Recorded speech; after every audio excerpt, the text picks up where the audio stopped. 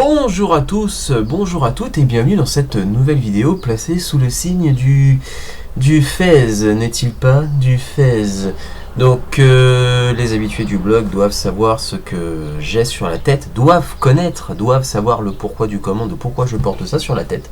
Je l'ai reçu tout récemment, Fez Mignola, limité à 50 pièces dans le monde. Donc nouvelle mascotte du blog.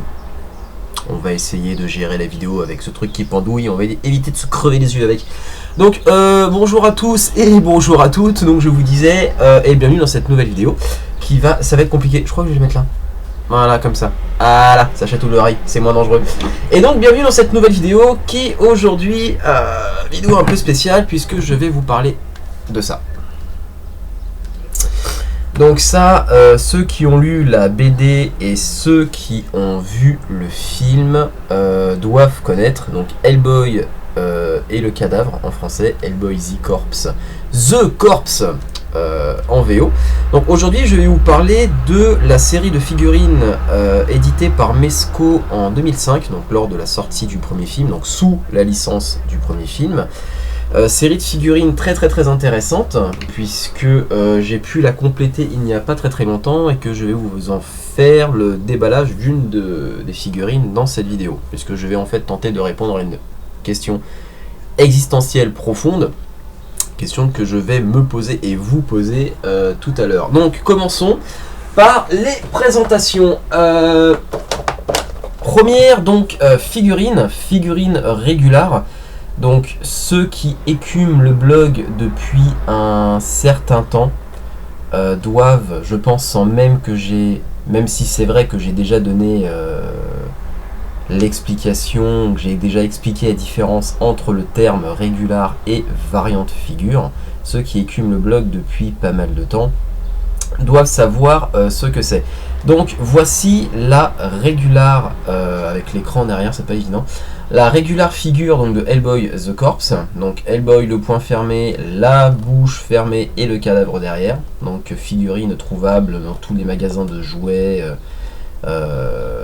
du monde, puisque bon ça s'exporte très facilement dans les boutiques de toys. À la sortie du film donc en 2004, donc celle-là est la plus facilement trouvable, même encore aujourd'hui, hein, vous pouvez la trouver, elle coûte pas tant que ça, bon, même si c'est vrai qu'elle a quand même pris un petit peu en termes de prix, mais c'est pas un truc exorbitant. Deuxième figurine, alors là par contre c'est là qu'on va commencer à taper dans le bug, vous allez comprendre. Exactement le même packaging, aucune différence, si ce n'est que, regardez bien, Hellboy a le poing ouvert et serre les dents, ou plutôt montre les dents, il montre les dents et il a le poing ouvert, mais c'est exactement le même packaging que la précédente. Et en fait j'ai ma petite théorie là-dessus. Pourquoi? Parce que ceci, Hellboy série 1.5, donc en marge et à côté de la série de figurines sortie pour le premier film chez Mezco. Donc Mezco a sorti une ligne de figurines appelée, ou plutôt estampillée 1.5, qui elle, en théorie, est censée être une ligne de figurines variante. Donc le packaging change, on a le 1.5 sur le côté, le fond est rouge, et derrière donc on a les figurines variantes proposées. Donc on a Kronen en Asie, on a Anung Unrama et on a Ape Sapien version Battle Damaged, tout simplement Ape Sapien avec griffures, non plutôt ce doigt là ça va être plus sympa, avec des griffures sur le torse. Donc Hellboy après sa confrontation avec Samael dans les égouts new-yorkais dans le film, on reste toujours sur le film. Et donc cette variante de Hellboy et du cadavre, bah regardez bien, le poing ouvert et la bouche ouverte, et il serre les dents. Exactement la même chose que la variante de la régular non estampillée 1.5. Donc à mon avis il a dû y avoir un problème sortie usine, parce que je vois mais carrément pas l'intérêt de sortir deux fois la même figurine avec un packaging différent. Il n'y a aucune différence, c'est la même, c'est kiff. c'est kiff kiff. Donc je pense plutôt que c'est une erreur, ça doit être une erreur de production faite par Mezco, Mais bon, collectionneur que je suis, bah même s'il n'y a aucune différence, il a quand même fallu que j'achète. Et là où ça devient intéressant, donc maintenant que je vous ai présenté les 3 figurines, on va dire, dites de base, Mezco en a produit 2 autres pour à l'occasion, alors produits et vendus exclusivement lors du Comic Con de San Diego 2005, limité à 2000 pièces dans le monde. Regardez ce petit bijou. Donc, Hellboy The Corpse, toujours. De toute façon, je vous ai dit que cette vidéo serait dédiée à cette gamme de figurines. Donc, le packaging, qui n'a strictement rien à voir avec les boîtes traditionnelles de Mezco. Gravé dans le plastique, le logo du BPRD. Et ici, par contre, je pense pas que vous verrez.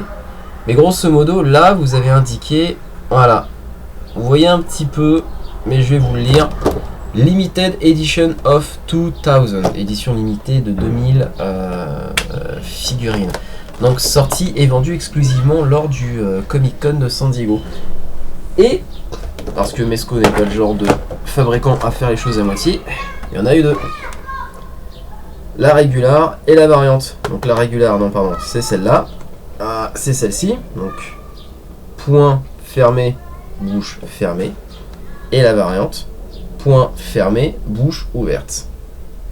2000 pièces chacune, hein, je tiens à le préciser. Sorti en 2005, donc c'était il y a quand même, ouais, ça fait 6 ans que le Comic Con va avoir lieu dans. C'est très dangereux pour les yeux, c'est un jour, je vais m'éborgner. Je vais devenir comme Hellboy. Parce que c'est sorti il y a 6 ans. Donc voilà. Et le point, voilà, très important où je voulais en venir en fait, c'est que depuis toujours, parce que jusqu'à il n'y a pas très longtemps, j'en avais qu'une. Et celle que j'avais, si j'ai pas de bêtises, voilà, c'était celle-ci. J'avais que celle-là. La deuxième, je l'avais pas. J'avais que celle-ci et des figurines, donc ce qu'on appelle figurines en loose, c'est-à-dire des figurines sans la boîte, déballées, je n'avais que celle-là. Donc figurine, série traditionnelle. Celle-ci, je l'avais pas en loose. Et la question que je me suis toujours posée, bien que je l'avais à disposition sous sa boîte, mais j'allais quand même pas l'ouvrir. Je suis pas un taré, je suis un collectionneur. La question que je me posais, c'est de savoir quelle est la différence entre cette série, donc officiellement limitée à 2000 pièces dans le monde et vendue au Comic Con, quelle est la différence entre celle-ci et la figurine normale vendue en magasin à Toys R Us. Non, ça se vend pas à Toys R Us, mais c'est pour vous donner une image du truc, vendue en magasin. Donc quelle est la différence? Et ben il n'y a pas très longtemps, j'ai pu me la racheter. J'ai pu me la racheter avec la boîte. Et donc ce que je vais vous proposer aujourd'hui, et je vais l'immortaliser en vidéo, c'est que je vais l'ouvrir et je vais voir en live avec vous. Donc que je fasse pas de conneries, c'est laquelle que je vais ouvrir. Ah, c'est celle-là. Parce que j'en ai une autre sur le mur en fait, donc c'est pour ça que je regarde bien. De toute façon, celle-ci elle avait un star. Ouais, c'est celle-là. Donc je vais l'ouvrir. Je remets mon beau chapeau parce que là il faut que je sois beau pour l'occasion. Je vais l'ouvrir et on va voir en direct en live quelle est la différence entre ces deux figurines. Ça va me faire un petit peu mal au cœur quand même, mais bon. Pour la France, pour Mike Mignola, je me dois de le faire pour mes fidèles lecteurs.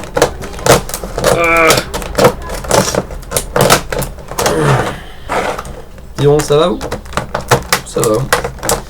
Bon, ça va, il fait beau, il fait froid, ça dépend des jours, on sait pas ce qui se passe, le temps est bizarre. Bientôt la fin du monde, de toute façon. Alors,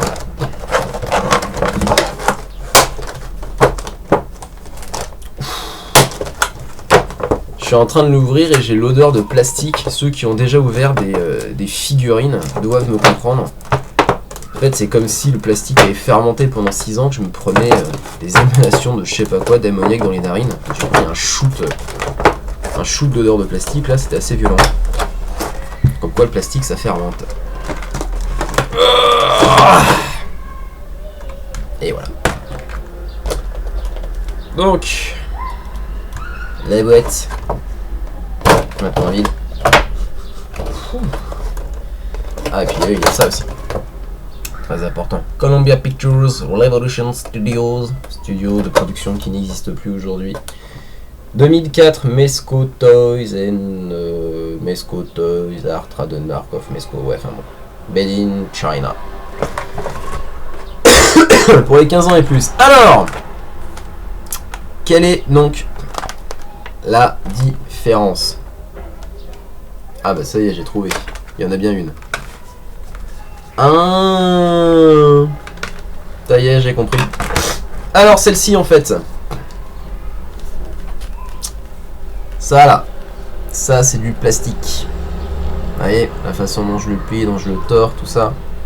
Ça c'est du plastique. Le manteau de Hellboy c'est du plastique. Et en fait, les petits gars de chez Mezco, à l'époque où ils pensaient que la licence Hellboy allait être rentable, malheureusement elle n'a pas été pour mon plus grand malheur.